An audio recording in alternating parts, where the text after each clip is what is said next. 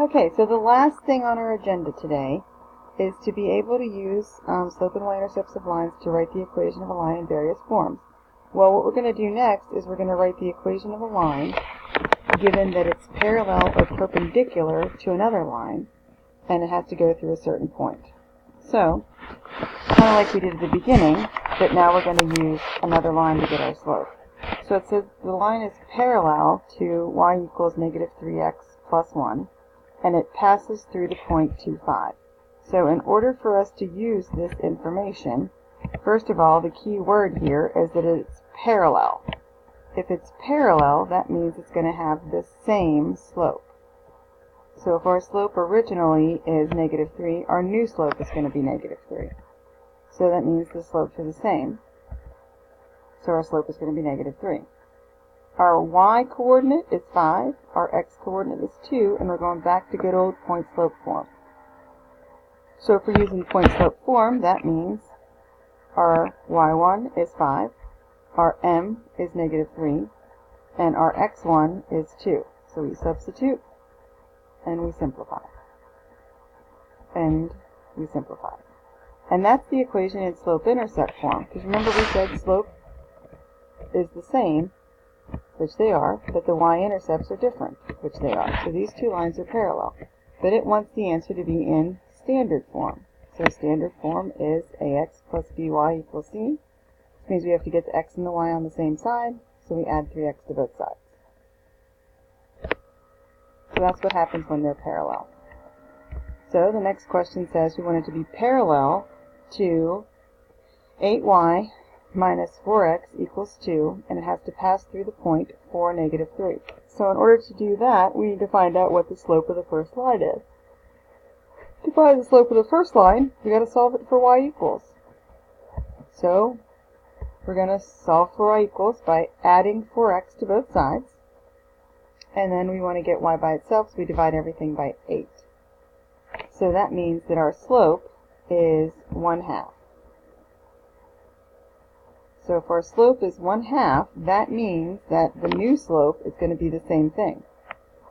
But this time it's going to go through the points 4, negative 3. So x is going to be 4, y1 is going to be negative 3, and m is going to be 1/2. And again, when we have minus a negative, it's the same as plus positive.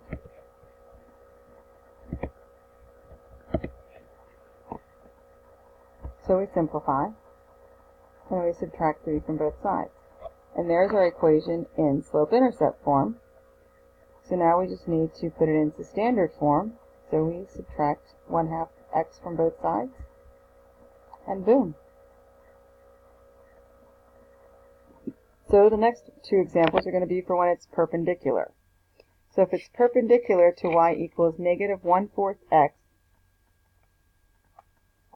plus 9, what do we know about slopes of lines that are perpendicular? Well, we know that they are opposite and reciprocal. So this slope is originally negative 1/4. So we're going to make it opposite, which means it's going to be positive, and we're going to make it the reciprocal, which means it's going to be 4 divided by 1. So our original slope was negative 1/4, so we make it positive and we flip it, so our new slope is going to be 4. And then we plug it into our point slope form to find the new equation. And again, minus a negative is plus positive. Distribute your 4 and add 2. But again, they want it to be in standard form, so we subtract 4x from both sides. So we've got y equals negative 4x. We've got negative 4x plus y equals 6. Then we've got one more example. This time it has to be perpendicular to 6y minus 3x equals negative 2. So we start by solving for y. So we're going to add 3x to both sides. Then we're going to divide by 6. So our slope is positive 1/2. Perpendicular means that they have to be opposite and reciprocal. So the original slope is 1/2, which means the new slope is negative and the reciprocal, so it's going to be -2. So we take the fact that the new slope is -2, we plug it into point slope form. Our y1 is -5, our x1 is 6, our m is -2, and substitute. And again, remember, minus a negative is plus positive. So then we distribute the -2. We subtract 5 from both sides, but we want to get it so that it's x and y on the same side. So we add 2x to both sides. Okay?